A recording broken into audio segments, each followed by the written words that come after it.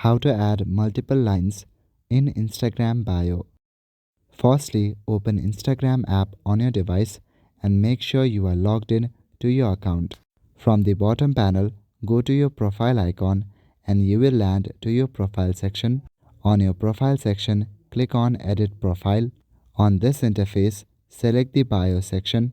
In the bio section, you need to focus on your keyboard. If you are doing this on your laptop, you can simply press the Enter key.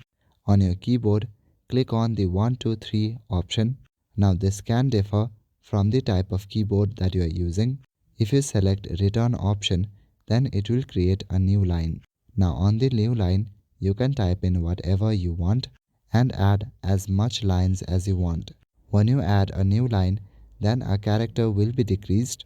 Once you are done, click on the Done option at the top right corner. That's all for today. Thank you.